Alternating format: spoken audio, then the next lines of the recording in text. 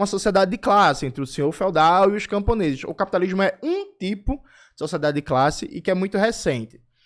Aí, a questão, Rodrigo, que eu sempre respondo é, veja, eu não acho que a pergunta correta é se o socialismo vai dar certo ou não. Por quê? Qual que é a pergunta correta? Veja, eu parto do princípio que você pode até não concordar com o socialismo, mas você acha que o que a gente tá vivendo tá bom? Tipo assim, o capitalismo tá dando certo?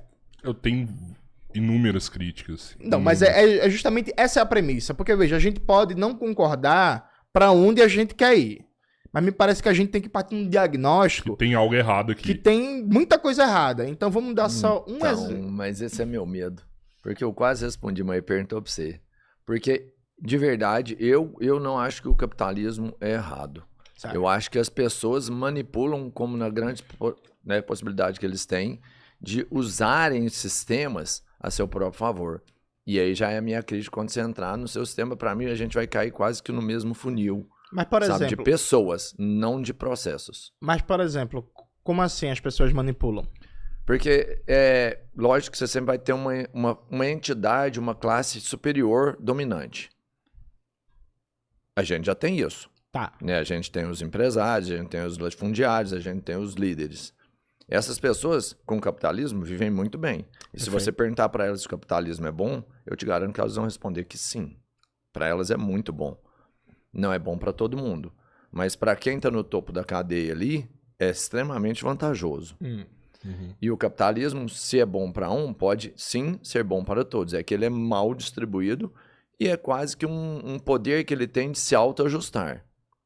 O capitalismo, ele... tudo bem, tem um benefício que... Vamos pensar na escola, né? O cara tem direito a escolas melhores, ele obviamente vai ter mais recursos no final da sua vida. De um cara que não tem que nem sabe se tem uma faculdade, que a faculdade não paga, esse cara está extremamente limitado. Mas ele ainda mesmo assim, eu vejo que ele tem oportunidades, como você teve, de alguma forma, talvez por mágica, encontrar um caminho e ser bem sucedido. Independente financeiramente, mas intelectualmente. Você acha que o capitalismo permite ele virar o jogo da vida dele? Como pessoa, pelo menos, se é possível. Sabe, ele não te iguala. Então, assim, o capitalismo para mim é errado? Claro, eu acho que talvez mal distribuído, mas eu vejo ele ainda como a melhor forma de equalizar a balança. Eu vejo que nessa balança, mesmo discrepante, existem possibilidades da pessoa conseguir ser uma boa pessoa no final de sua vida. Perfeito. Vamos lá. Entendeu? Assim, a minha percepção, mas é muito massa você estar aqui, porque você vai me mostrar uma coisa que eu ainda não enxerguei. Eu entendo, Roberto, mas vamos pensar essa questão a partir de duas dimensões. Primeiro, uma dimensão global, depois uma dimensão mais nacional a nível de Brasil. Boa. Primeiro, a dimensão global. O sistema capitalista é um sistema mundial, hoje, né? A imensa maioria dos países do mundo são países capitalistas. A gente tem uma divisão internacional do trabalho capitalista. Aí eu vou te dar dois exemplos do que é a divisão internacional do trabalho capitalista. Significa basicamente assim. Hoje, todo mundo já ouviu falar do chocolate suíço ou do chocolate belga, né? Que é um dos mais vendidos do mundo, procurados do mundo e por aí vai. Só que assim, não nasce cacau nem na Suíça, nem na Bélgica. Onde é que nasce cacau para fazer o chocolate? É fundamentalmente na Costa do Marfim e alguns países africanos e também na América Latina. Como é que funciona? A Costa do Marfim você tem hoje 4 milhões de pessoas que vivem da agricultura familiar plantando cacau e que vivem na miséria. Sim. Esse cacau ele é comprado por empresas suíças e belgas por um preço definido pelas empresas que controlam a cadeia produtiva. Né? Então, os agricultores vivem ali na miséria, comendo pão que o diabo amassou. É provável, inclusive, que morram sem nunca provar um chocolate, diga-se de passagem, porque estão na miséria. E aí, esse cacau é levado para a Europa, processado lá, transformado em chocolate e comercializado globalmente com lucros exorbitantes para os donos dessas empresas, os acionistas, os CEOs, os controladores. Num dia que apareceu um governo da Costa do Marfim dizendo assim, ó, a gente quer acabar com isso, a gente quer aumentar o valor pago pelo cacau nosso produzido e a gente decidiu que a gente vai usar nossas terras mais férteis não para plantar cacau, para abastecer a cadeia de suprimento de vocês, mas sim para plantar o que o nosso povo precisa para combater a fome, já que metade da população da Costa do Marfim está passando fome. No dia que isso acontecer, o governo da Suíça, o governo da Bélgica, junto com a própria União Europeia, vai ameaçar de sabotagem, vai ameaçar de bloqueio econômico, vai ameaçar de golpe de Estado, vai tentar assassinato, etc, etc, etc. Então, assim, não dá para dizer que o capitalismo é bom quando existe uma divisão internacional do trabalho que está cristalizada em relações de poder desigual do ponto de vista econômico, tecnológico, militar e diplomático, onde quem está por baixo vai continuar por baixo do ponto de vista de países, de povos, porque existe violência, existe golpe de Estado, existe assassinato, existe sabotagem, existe bloqueio. Outro exemplo bem didático, veja, a França é um país riquíssimo, né?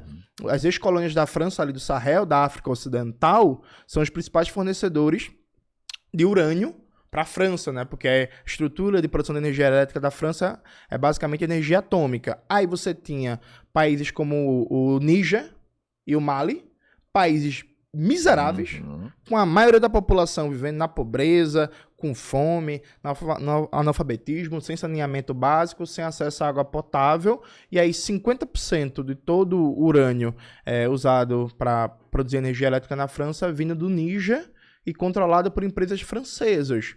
Aí teve uma rebelião militar no Níger agora, uma das primeiras questões colocadas foi rever o preço do urânio vendido à França. Vendido não, né? Expropriado na prática. A primeira coisa que o presidente Emmanuel Macron fez foi ameaçar de uma invasão militar, o Sahel. Foi dizer que quer jogar as tropas francesas, né, para invadir o Mali, o Níger e a Burkina Faso, e o Comando Militar dos Estados Unidos da África, que eu acabei de esquecer a sigla em inglês, mas tá lá, chegou a fazer pressão também e falar de ameaças, de invasão militar. Então veja, esse é o capitalismo no âmbito global. No capitalismo nem todo mundo pode produzir computador.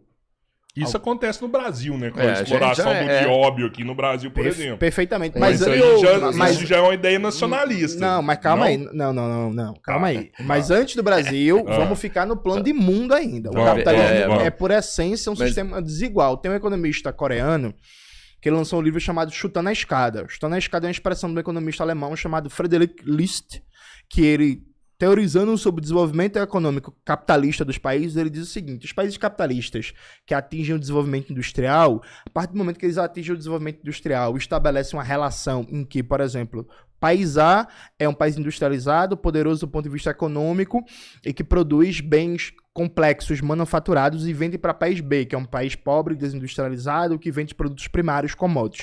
O país A, ele tem todas as condições econômicas, políticas, militares, tecnológicas, diplomáticas, de manter e de eterno esta relação.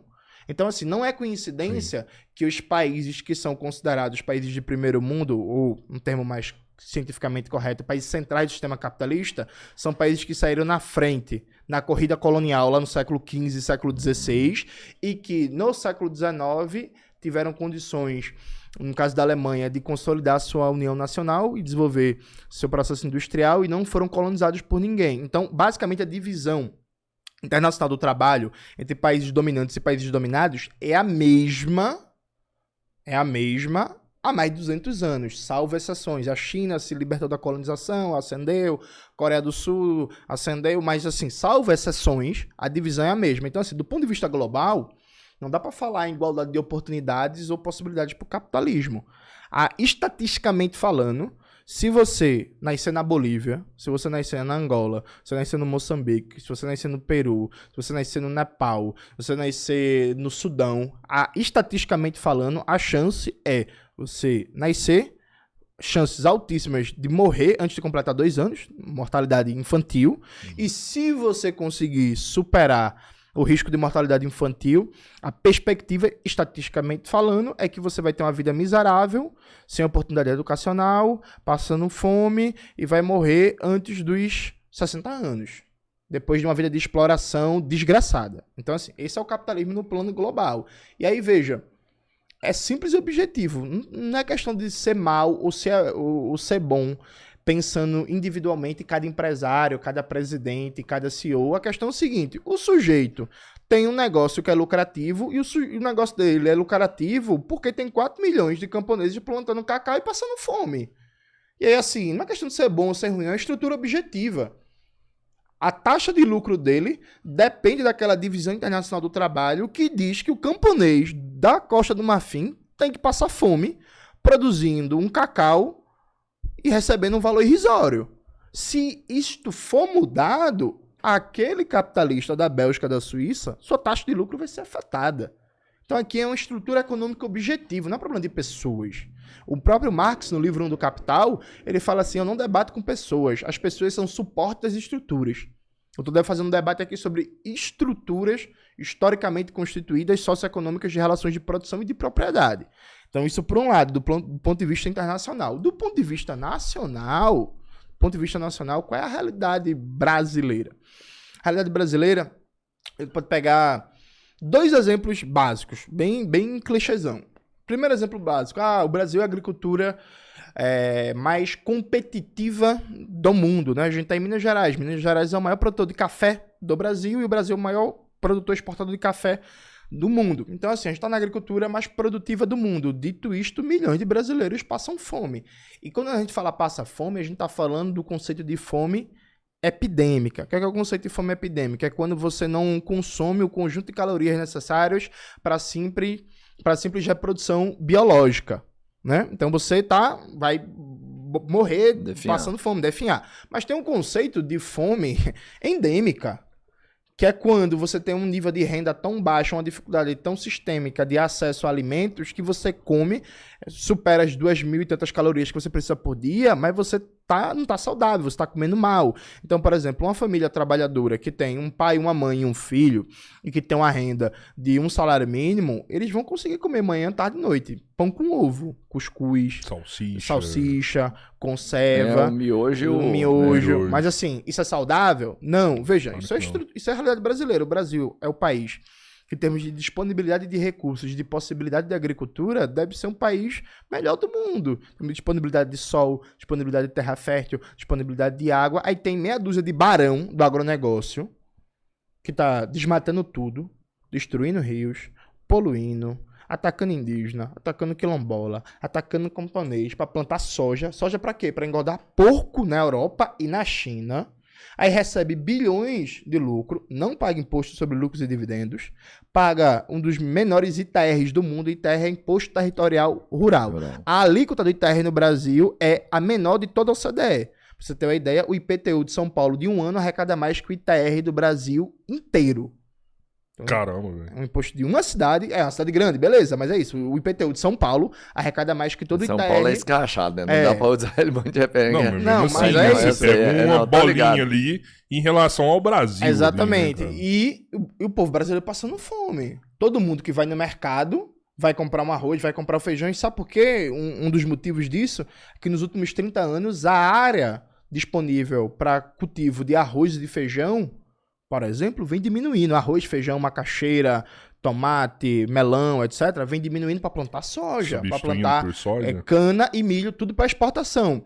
E aí, veja, isso é bom? Como assim isso é bom? A gente tem um país que tem uma disponibilidade absurda de recursos naturais, que não tem dificuldades. A China, só 13% do território da China é agricultável, aquilo ali é coberto de montanha e os solos, inclusive, são pouco férteis, né? Então a China, por exemplo, resolveu um problema de fome que a gente não resolveu. Sabe? Então, como é que o capitalismo é bom se não garante nem alimento? Isso por um lado. Aí vamos para outra coisa básica, casa. Hoje, no Brasil, 40 milhões de brasileiros ou não tem casa ou moram em situação precária. Sendo que o Brasil, vamos comparar, por exemplo, com o caso o Japão, que é um negócio montanhoso, uma ilhazinha desse tamanhinho, lamentável, cheio de terremoto, cheio de BO e tal. O Brasil não tem esses problemas de ocupação territorial, né? 40 milhões de brasileiros, pô, não tem uma casa digna pra morar. Eu morei numa casa na favela da Borborema por quase 20 anos. Todo ano, religiosamente, quando chovia, alagava a minha casa. Até que um dia, depois de 10 anos morando lá, minha mãe fez um batente na frente, né? Contratou um pedreiro, fez um batente na frente de 1 metro. Subiu a casa e depois colocou um batente assim na porta pra ver se a água não entra. A água começou a minar por baixo. Foi 20 anos. Todo ano chovia, alagava. Aí a gente tinha que, como a gente fala em Recife, trepar os móveis, pegar uns tijolos, aí colocava o fogão em cima do tijolo, a geladeira em cima do tijolo. E quando chovia, a gente não dormia com medo de alagar a casa, queimar os móveis, perder as coisas e por aí vai. Então veja, como é que o negócio é bom se ele não garante comida e casa? Porque assim, é o começo da conversa, né? Comida, casa, saúde e educação. É o começo da conversa, né? Para aí você pensar em outras coisas, em outros objetivos, em outras possibilidades de progredir na vida. Então veja, não garante comida, não garante casa. E aí você pensa, mas o problema são as pessoas, não é a objetividade. Porque veja, o agronegócio brasileiro, e aí repare como na questão de maldade, eu aposto que deve ter vários produtores de soja que devem ser gente boa, deve ser engraçado pra conversar, pra ir no churrasco, deve ser alguém que ama a sua família e tal. Beleza, mas veja, qual é a questão? Produção de soja no Brasil, 67% da renda da produção de soja é apropriada por empresas estrangeiras. Porque o Brasil não produz maquinária agrícola, é tudo comprado de fora, que o Brasil não produz fertilizantes, 85% dos fertilizantes usados na agricultura brasileira é tudo comprado de fora, de empresa estrangeira, pago em dólar. Agrotóxicos, que a gente é o país que mais usa agrotóxicos no mundo, um bocado de agrotóxico proibido na União Europeia, nos Estados Unidos é usado no Brasil, é tudo comprado de fora. Ano passado o déficit comercial em agrotóxicos foi de 10 bilhões de dólares. Então é agrotóxico, é fertilizante, é maquinária agrícola, é a próprias trades que comercializam a soja global, tudo isso é empresa estrangeira. Consequência prática disso, como você tem um fluxo permanente de riqueza saindo e a soja não usa muita força de trabalho, como é que você faz para aumentar a massa de lucro? Já que a porcentagem de lucro apropriado pelo latifundiário da soja, ele não tem como aumentar muito, porque para aumentar ele teria que investir em ciência e tecnologia, ele teria que defender o processo de produção de maquinário agrícola brasileiro, de fertilizante brasileiro e, enfim, tem uma série de complicações para isso. Então, como não vale a pena, né? Não faz. Como é que ele faz para aumentar a massa de lucro dele? O aumento da massa de lucro é um processo de expansão permanente da fronteira agrícola e de renovação das áreas de plantio, no sentido de que quando uma área está muito degradada, você abandona e vai para outra área que o solo está ainda mais conservado. Então, existe um sempre jogar para frente. Então, é isso. A minha massa de lucro está diminuindo porque a riqueza está cada vez mais sendo apropriada por grupos estrangeiros. Eu aumento o volume de produção ou eu procuro áreas novas em que a possibilidade de fertilidade do solo é maior. Isso, consequência prática, é uma pressão permanente para desmatamento, é uma pressão permanente para invadir reserva ambiental, é uma pressão permanente para invadir território indígena, para invadir território de quilombola, para invadir território camponês e tal, porque tem que sempre jogar para frente para garantir essa taxa de lucro. Então, repare, não é questão de bondade ou de maldade. O sistema agroexportador do capitalismo independente brasileiro funciona assim. Para ele manter a taxa de lucro, ele vai ter que cada vez mais expandir a fronteira agrícola e procurar novas áreas não degradadas, porque o Brasil tem mais de 40 mil hectares, que são basicamente áreas degradadas por produção de soja e pecuária. Sabe? Cara, Então, assim, é para além das pessoas. É um problema de sistema. É um problema de lógica produtiva. Não importa se o fulano é bom ou ruim, se é bonito ou se é feio. Nesta lógica produtiva, mesmo a gente tendo a agricultura mais competitiva do mundo, as pessoas vão continuar passando fome e o meio ambiente vai continuar sendo destruído. Nesta lógica produtiva, mesmo a gente tendo uma geografia excelente, obrigado, para transporte sobre trilho, para moradia, para tudo isso, a gente vai continuar vivendo esse inferno urbano com um engarrafamento monstruoso, sem metrô, sem trem, não sei o que, com 40 milhões de pessoas sem ter uma casa digna para morar. Eu te convenci? Não, cara, são argumentos maravilhosos, é interessante e é quase palpável quando você pontua, quando você explana tão bem sobre o assunto. É bem legal de entender isso.